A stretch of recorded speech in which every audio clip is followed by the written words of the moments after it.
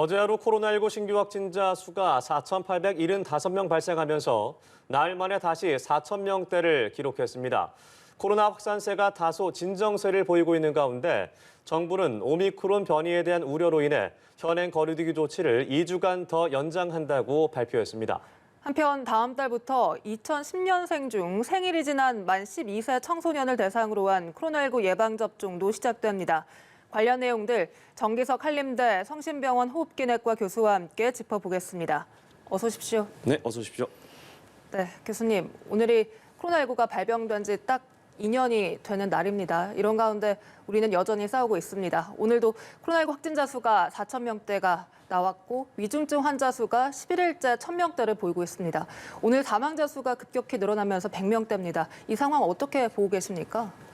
일단 우리가 지난번에 7,000명대를 보이던 그 추세는 꺾인 걸로 보입니다. 예. 다만 지금 하고 있는 거의 2주가 돼가는 거리두기 단계를 가지고 지금 나오는 5,000명 안팎의 이 숫자를 억제할 수 있겠느냐, 더 눌러서 감소세로 돌아설 수 있겠느냐는 조금 다른 문제라고 봅니다. 예, 그래서 앞으로 아마 한 2주 정도 더 연장을 할 것 같은데 그것만 갖고는 저는 완전히 깔아앉히기 좀 어렵지 않나. 다만 혹시라도 위중증 이완율이나 치명률이 좀 떨어져 준다면 지금 정도의 숫자로도 우리는 견딜 수가 있을 거라고 보고요.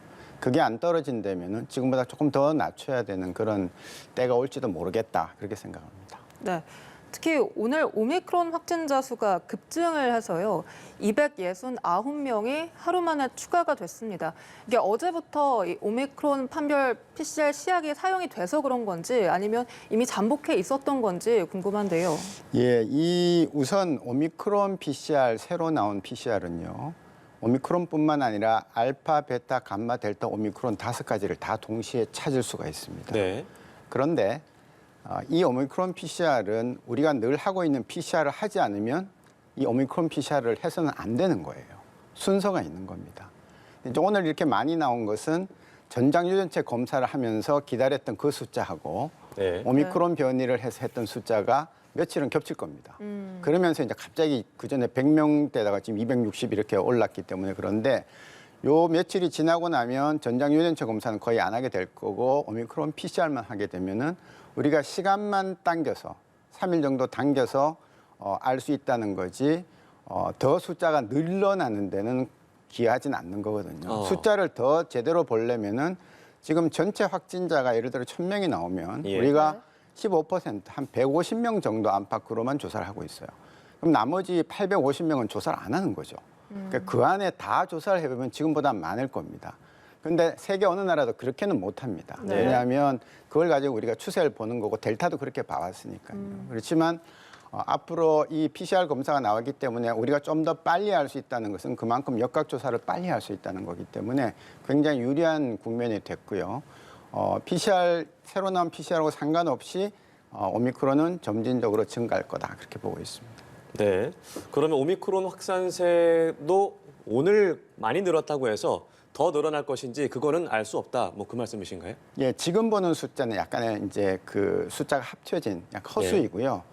궁극적으로는 늘 겁니다. 그러나 어저께 100명대에서 지금 2.5배가 늘지 예. 않았습니까? 이렇게 늘다가는 내일도 모레도 계속 2배씩 늘 거다. 저는 그렇게 보지는 않습니다. 아, 그렇군요. 자, 정부가 현행 거리두기를 2주간 더 연장하기로 결정을 했습니다. 이 확진자 수 추이만 보면 나아지는 듯이 보이기는 하는데 위중증 환자 수도 그렇고 오미크론 확산세도 그렇고 정부가 좀 안정적으로 가자는 결정을 내린 것 같아요. 예. 앞으로 추세는 결국 오미크론이 얼마나 우리나라에 퍼지면서 그 결과 환자들이 얼마나 더 중증으로 가고 사망을 하느냐에 달린 거거든요. 예. 그래서 그건 아무도 모릅니다. 우리나라는 다행히도 델타 때와 같이 오미크론도 퍼지는 속도가 다른 나라하고는 많이 다르죠. 예, 네. 이 대도시 서울만 봐도 런던이나 뉴욕하고는 다르게 굉장히 천천히 번지고 있단 말입니다. 예, 그렇기 때문에 그 사이에 일부는 면역을 얻을 수도 있고 또 우리가 촘촘하게 지금 백신을 하고 있기 때문에 3차 접종이 다 된 사람들은 오미크론에 어느 정도 방어력이 그 사이에 생길 거고. 그래서 지금 하고 있는 전략, 최대한 오미크론이 우리 사회에 번지는 것을 막기 위한 전략은 굉장히 좋은 전략이라고 보고요. 그 사이에 특히 취약한 계층들은 3차 접종을 완전히 완료를 함으로써 이제 방어력을 키우는 거고요. 아쉽게도 오미크론은 2차 접종으로는 안 됩니다. 2차 접종 우리가 백신 완료했습니다라는 그 사람들 사이에서 너무나 많은 돌파 감염이 생기기 때문에 3차 감염을 해야 된다는 것을 좀 명심을 해야 되겠습니다. 네, 결국에는 추가 백신 접종이 꼭 필요하다라고 말씀을 하셨는데 이 논란이 됐던 청소년 방역 패스 적용은 이 내년 2월 원래 적용 대상이었는데 한 달 더 미뤄졌습니다. 아직도 입장이 좀 구체적으로 정리가 된 것 같지 않아요. 워낙 학생들이나 학부모의 반발도 많고 이 청소년 방역 패스 적용에 대해서 교수님은 좀 어떤 의견이 있으신가요? 저는 처음부터 학습권은 보장해 줘야 된다는 그런 입장이었고요.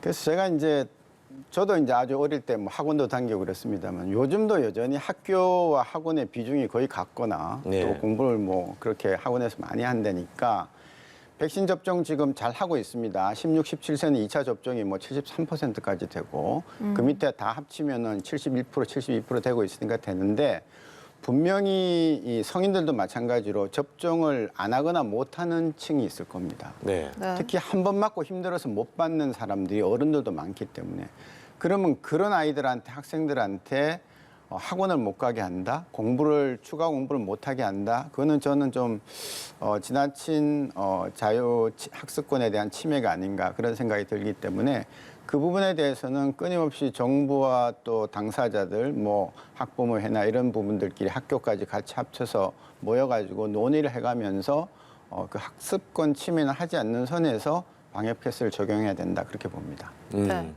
그런가 하면 이 내년부터는 만 12세가 되는 청소년에 대해서도 2010년생 중 생일이 지난 청소년은 이제 백신을 맞을 수가 있게 됩니다. 다만 이 12세 이상 중 생일이 지난 것을 일일이 확인할 수는 없어서 방역 패스 적용에서는 제외가 된다고 하네요. 네. 우리나라에서 그 12살 어린 아이들한테까지 다 이 백신을 맞춰야 되느냐라는 것은 저는 아직도 조금 논의를 더 해봐야 된다고 생각을 합니다. 예. 지금 외국에서는 하루에 수십만 명씩 뭐 환자가 발생하고 이런 데서는 아이들한테 계속 접종을 하도록 종용을 하지만 우리나라는 그래도 지금 비교적 상대적으로는 그렇게 거기에 비해서는 그렇게 위험하지 않은데 과연 상당히 그 강제 내지는 굉장히 강권을 해야 되느냐라는 거에 대해서는 조금 의문이 있고요. 특히 지금 아이들한테 놓는 이 화이자 백신은 그 밑에 연령층에 내려가면은 양이 확 줄어듭니다. 그 얘기는 뭔가 하면은 몸무게나 몸의 상태에 따라서 용량이 바뀌어진다는 얘기거든요. 근데 12살 아이들 중에 굉장히 허약하고 몸이 정말 몸무게가 적은 아이가 있다면 그 용량을 다 맞았을 때 부작용을 생각을 안 할 수가 없어요. 지금 모더나가 화이자에 비해서 부작용이 조금 더 나오는 이유가 mRNA 양이 많아서 그렇습니다. 예. 그리고 지금 11세 미만으로 가면 화이자를 3분의 1 용량만 맞추고 있거든요. 예. 그래서 그런 문제 생각해야 되고 특히 우리나라 아이들과 지금 제일 많이 접종하는 미국 아이들의 몸무게의 차이 이런 것들도 좀 봐야 되기 때문에 조금 더 신중한 접근이 필요하다 그렇게 봅니다. 네. 그리고 이번 사회적 거리두기가 2주 연장되면서 이번에는 이 백화점과 대형마트도 방역 패스가 의무화가 됐습니다. 이렇게 되면 이 백화점이나 대형마트에 갈 때 백신 미접종자는 갈 수가 없게 되는 거죠? 예, 그래서 방역 패스는 저희가 지금 이제 이 겨울이 굉장히 중요하거든요. 네. 1월, 2월에 상황이 어떻게 전개될지 모르고 특히 오미크론과 델타가 굉장히 둘 다 전파력이 강하기 때문에 그걸 막아야 된다는 입장에서는 방역 패스를 고루고루 적용을 해서 한꺼번에 다 적용을 해서 가능한 데는 다 적용을 해서 한번 세게 적용을 하고 그다음에 어느 정도 풀리면 방역 패스도 좀 풀어주는 그런 방향이기 때문에 저는 위험이 있는 곳에는 방역 패스를 다 적용한다라고 원칙을 세우는 것은 잘한 거다 그렇게 봅니다. 네. 그리고 정부가 어제 내년도 코로나19 방역 대응 방침도 밝혔습니다. 현행 거리두기 체계가 오미크론이란 변수가 있기 전에 이 개편했던 체계이기 때문에 앞으로 거리두기에서 좀 더 개편을 하겠다, 새로운 거리두기 체계를 만들겠다라는 입장도 밝혔는데 어떤 식으로 좀 개편을 한다는 얘기입니까? 거리두기는요, 진짜 너무 오락가락하는 바람에 네. 저는 우리나라 지금 정부에서 하고 있는 거리두기에 대해서 별로 신뢰감을 가지지 못하겠어요. 그렇지 않습니까? 처음에 뭐 1, 2, 3단계 나오고 1.5, 2.5 나오고 그다음에 5단계 하다가 또 4단계를 만들고 지금 또 바뀌었죠. 3단계를 예. 하는데 이거 외우기도 너무 힘이 들고요. 그다음에 이번에 1단계 11월 1일부터 위드 코로나 가다가 너무 많이 풀어가지고 사실은 그 단계의 의미가 많이 퇴색됐습니다. 사실은 그전에 4단계 하다가 3단계 가고 2단계 하고 이렇게 가면서 가라고 단계를 만들어 놨는데 지난 위드 코로나 하면서는 단계를 거의 다 풀어버린 거거든. 24시간 영업이 가능하게 했기 때문에. 그래서 새로운 단계 물론 만들어야 됩니다. 지금이라도 조금 더 만들어야 되는데 형평성 있게 또 너무 과하게 빨리 다 모든 걸 풀지 않게 천천히 풀었더라면 과연 우리가 이렇게 힘들게 7천 명이라는 숫자를 보면서 갔을까요? 예. 물론 그 사이에 영업이 안 된다, 소상공인들이 어렵다라는 것은 있었을 텐데 지금 결과적으로 보면은 뭐 한 달 장사 겨우 하고 그냥 그 다음부터는 국민들이 스스로 안 가버리기 때문에 그리고 지금 이제 또 9시로 묶였기 때문에 이렇게 된 거 아닙니까? 그래서 단계를 새로 자꾸 만드는 건 좋은데 만들 때에 반드시 이해 당사자들 특히 현장 인력들이 다 모여가지고 충분한 토의를 하고 하면 다 수긍을 하죠. 예, 이 온 국민이 목표 하나가 빨리 코로나 극복하지 아니겠습니까? 극복하기 위해서 이렇게 한다고 설득을 했을 때에 뭐 요식업자들이라든지 소상공인협회 이런 데서도 다 수긍을 할 수 있을 겁니다. 근데 정해놓고 따라오라는 식으로 앞으로 계속 간다면 반발도 만만치 않을 것이고 저희가 보기에는 의학적으로, 방역학적으로, 과학적으로 조금 형평성이 맞지 않는 부분들이 계속 있어 왔기 때문에 그것까지 다 챙겨가면서 간다면 좀 더 합리적인 거리두기가 되지 않을까 그렇게 봅니다. 그래서 그렇다고 하면- 이번에 네. 정부가 이번에 풀게 되면 좀 더 천천히 아주 조금씩만 풀겠다라고 밝히긴 했더라고요. 아, 그렇습니까? 예. 그 당연히 그렇게 해야 되는 것이고요. 그것이 정말 차를 운전할 때 아주 부드럽게 예, 급 가속이나 급 브레이크를 밟지 않으면서 가야 타고 있는 국민들이 편한 그런 이치랑 같은 겁니다. 네, 그렇다면 이 거리두기가 사실 기준이 신규 확진자 수에 따라 좀 달라진 경향이 있었잖아요. 그럼 새로운 거리두기는 뭐 위중증 환자 수라든가 사망자 수로 좀 기준을 좀 바꿔야 된다, 뭐 그런 입장이신 건가요? 그거는 사실 우리가 위드 코로나 가면서 정부가 강조를 했고 저희 같은 사람들도 다 제일 중요하다고 봤던 거죠. 예. 환자가 암만 많아도 병원에 입원할 정도의 환자가 한 명도 없다. 그러면 암만 생겨도 상관없습니다. 약 먹고 그냥 해열제 먹고 견디면 되는데 예.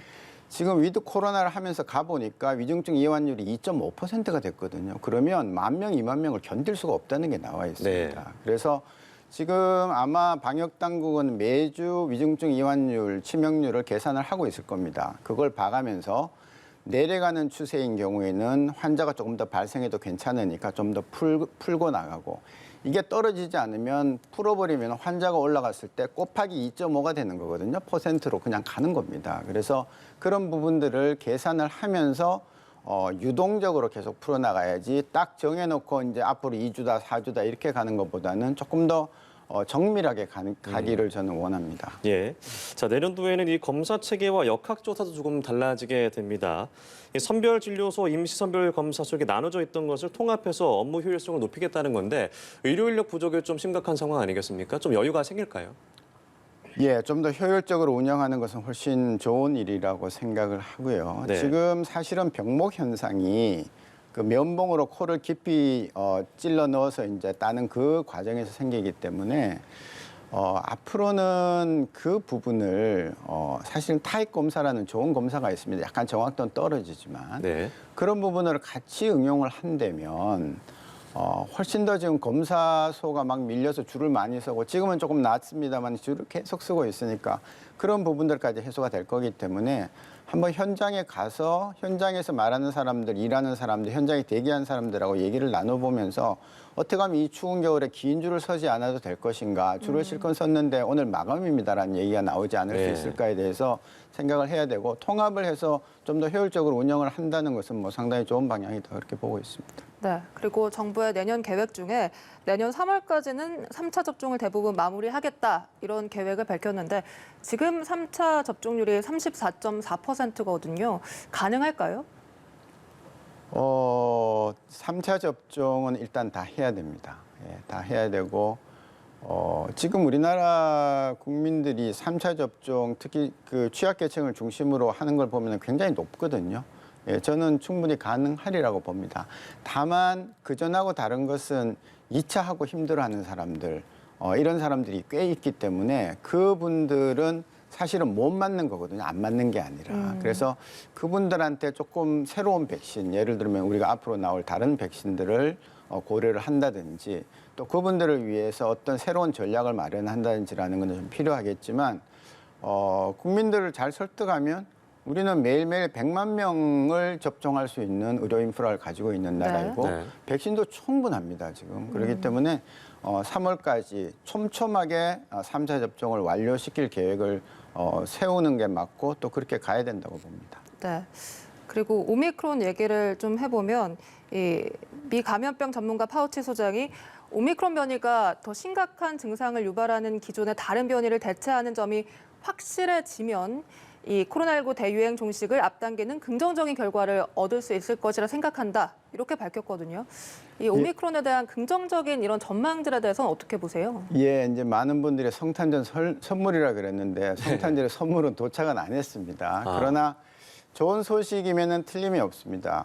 그 위중증 이완율과 거기서 얘기하는 입원과 사망이 줄어들고 있기 때문에요. 네. 예, 그래서 그 오미크론이 만일 우리나라에서도 델타를 대체해서 다 100%가 되고 위중증 이완율이 지금 높은 2.5%에서 뭐 1% 밑으로 떨어져 주고 따라서 치명률이 정말 독감이 한 한두 배 정도로까지 떨어져 준다면 정말 우리한테는 큰 선물이 될 수 있을 것입니다. 그런데 나라마다 치명률이 많이 다르지 않습니까? 네. 예, 뭐 어떤 데는 2배 이상 차이가 나기 때문에 결국은 우리나라에 들어와 봐야 합니다. 우리나라에 들어와서 우리나라 사람들은 오미크론을 어떻게 견디고 있는가라는 걸 봐야 되고 델타는 의외로 우리나라 분들이 되게 약했어요. 네. 예, 많은 사망자를 낸 게 다 델타입니다. 그래서 오미크론이 어떨지는 봐야 하고 다행인 것은 오미크론이 우리나라에서 우세종이 될 때쯤 되면 우리는 경구약제라는 상당히 중요한 무기를 가질 수 있기 때문에 또 그 사이에 백신이 3차 접종이 많이 될 거기 때문에 지금 그 우리가 기대하고 있는 것보다는 조금 더 나은 환경, 즉 위중증 환자나 치명 사망자가 줄어드는 환경에서 오미크론이 우세종이 되는 시기를 맞지 않을까 하는 그런 희망을 가져봅니다. 네, 이 파우치 소장과 WHO는 좀 다른 얘기를 하고 있습니다. 델타 변이와 오미크론이 동시에 유행하는 상황을 좀 심각하게 바라보고 있는 것 같아요. 최근에 격리 기간을 줄이는 국가들이 늘고 있잖아요. 뭐 5일로 줄이는 상황도 있고 우리나라도 그런 움직임을 보여지고 있고 어떤 방안이 좀 적절하다고 보십니까? 지금 이제 미국이 대표적으로 줄이고 있는데 유럽도 좀 줄이지만 네. 그들이 줄이는 제일 큰 이유는 필수 인력들이 자꾸 이제 없어지기 때문에 그렇습니다. 뭐 제가 아는 분 아들도 미국에서 의사를 하는데 오미크론에 걸렸는데 열흘 격리하다가 이 제도가 나오기 전에 빨리 나오라고 그냥 연락해서 그냥 가는 거예요. 예, 환자를 봐야 되니까. 그래서 지금 보면은 열흘 격리를 해야 되는 걸 5일로 줄입니다. 예, 증상이 없는 경우에. 예. 또 백신을 부스터까지 다 맞으면 격리를 안 해도 되는 정도로 지금 이렇게 마스크만 쓰라고 하고 있는데요. 그건 어디까지나 미국 사정이고 우리는 우리의 사정에 맞춰서 해야 되고요. 우리도 우리나라 사람들이 오미크론에 걸렸을 때 며칠 동안 바이러스를 배출하고 그다음부터는 바이러스가 나오더라도 PCR에 나오더라도 소위 감염력이 없는 바이러스가 나온지를 적어도 뭐 100명, 200명은 연구를 한 다음에 우리나라에 맞는 데이터를 내는 것이 선진국인 우리나라의 위상에 걸맞는다 그렇게 보는 거거든요. 그래서 갑자기 미국이 5일 한다고 그렇게 따라하는 것보다는 예. 앞으로 우리도 점진적으로 아마 10일에서 7일이 되고 5일이 되는 날이 올 거다. 그러나 분명한 근거를 갖고 해야 된다 그렇게 봅니다. 그리고 이 노바백스 백신 다음 달 국내에서도 이 사용 허가를 받게 될 것 같습니다. 이미 이 WHO에서 긴급 사용 승인을 받은 상태인데 이 노바백스 백신이란 것이 가장 전통적인 방식으로 제조가 된 백신이다. 이런 평가가 있는데 교수님께는 어떻게 보십니까? 그 사실은 저의 픽이었죠. 왜냐하면 작년에 여러 가지 백신이 많이 들어왔을 때 저는 예. 속으로 노바백스 맞고 싶다고 생각을 했고 예, 그랬습니다. 왜냐하면 그냥 단백질을 이렇게 만들어서 거기다가 이제 그 면역 증강제를 붙여가지고 하는 거기 때문에 가장 자연스럽습니다. 예, 그 바이러스를 집어넣는 바이러스 벡터 백신이나 소위 네. 이제 유전자를 집어넣는 mRNA 백신보다는 의사인 제가 생각하기엔 그게 더 안전하다고 사실 생각을 했죠. 그러나 이제 아직까지 겨우 이제 뭐 긴급 승인 정도 되고 있는 약제이기 때문에 들어봐야 합니다. 우리도 써봐야 되고 외국서 많이 써봐야 돼. 아직까지 외국서 별로 쓴 예가 없죠. 그래서 예. 이걸 봐야 되고요. 괜찮으리라고 봅니다. 예, 그래서 혹시 이제 그런 것들이 지금 우리가 알고 있는 mRNA 많이 쓰고 있는 mRNA 백신에 부작용이 있었던 사람들한테 혹시 3차용으로 쓸 수 있다면 예, 또 그런 생각도 해볼 수 있고요. 근데 우리나라는 이제 mRNA 백신을 너무 많이 마련을 해놨어요. 그래서 노바백스도 아마 4천만 도즈인가 이제 예약은 한 걸로 있는데 네. 계약은 한 걸로 알고 있는데 그게 들어갈 자리가 과연 언제 있을지 또 그 사이에 오미크론 다음의 변이가 델타가 나오고 한 7개월 후에 오미크론이 나왔습니다. 그러면 지난 11월 달에 나온 오미크론 7개월 후면 내년 6월쯤에 또 다른 변이가 나올 수 있죠. 그러면 과연 노바백스는 들을 것인가? 지금 mRNA 백신 제가 오미크론이 잘 안 듣는다고 말씀드렸습니다. 사실은 2번 맞고 끝내야 되는 백신을 3번을 맞게 만드는 거는 사실 잘 안 듣는 것이죠. 그래서 이제 그런 것들도 염려를 하면서 노바백스를 좀 기대를 갖고 지켜봐야겠습니다. 네, 그러면 그동안 백신에 대한 안전성에 불안함을 느끼신 많은 분들에게 이 노바백스가 좀 해결책이 될 수가 있을까요? 예, 저는 그렇게 봅니다. 특히 이제 노바백스는 어떤 부작용이 실제로 나타날지는 아무도 모릅니다. 예. mRNA 백신도 그랬습니다. 처음에 이렇게 몇 가지 부작용이 이렇게 나타날지 몰랐습니다. 그러니까 만일 부작용이 좀 적으면서 또 한편 mRNA 백신이나 다른 백신에 부작용이 있어서 못 맞았던 사람들, 네. 예, 그런 사람들이 맞을 수 있는 기회가 되기 때문에 상당히 중요한 적어도 틈새 시장 이상의 비율을 차지할 거다 그렇게 보고 있습니다. 네, 교수님의 바람대로 되길 기대해 보도록 하겠고요. 이 먹는 치료제에 대해서 질문을 드려보도록 하겠습니다. 이번 주에 식약처에서 화이자사의 먹는 코로나 치료제를 긴급 사용 승인했습니다. 또 내년도에는 2종의 약물 치료제를 정식 허가하겠다라고 했는데 저희가 백신이 개발됐을 때도 자주 언급하긴 했지만 이 긴급 사용 승인과 정식 허가 그 두 가지는 어떤 차이가 있는 건가요? 긴급 사용은 사실은 뭐 급해서 할 수 없이 하는 거죠. 예. 하는 거고요. 그다음에 정식 허가는 그 절차가 있습니다. 예. 그래서 심지어는 사용을 해보고 시중에 사용을 해보고 그 안전성 자료를 매달 한 번씩 보고를 하게 돼 있고요. 그 보고 자료가 충분히 쌓였을 때 정식 허가를 하게 되는. 그래서 미국 같은 데서 보면은 긴급 허가 후에 한 5개월 뒤에 이제 정식 허가를 하고 하는 이런 것이고 우리나라 식약처도 마찬가지입니다. 긴급 허가를 한 것 같고 영원히 계속 쓰게 하지는 않습니다. 그건 긴급 허가이니까요.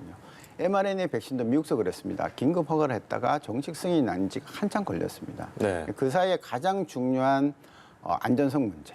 예. 그다음에 이제 효능이 들어가겠지만 이제 그런 자료가 축적이 돼야 되기 때문에 이제 긴급과 정식 승인의 차이가 있는 것이고요. 지금 그 두 가지 특히 이제 지금 먼저 승인한 그 팍스로비드라는 약은 상당히 기대를 많이 갖고 있는 희망적인 약이다 그렇게 봅니다. 네. 알겠습니다. 지금까지 정기석 한림대 성심병원 호흡기 내과 교수와 이야기 나눠봤습니다. 오늘 말씀 고맙습니다. 네, 고맙습니다.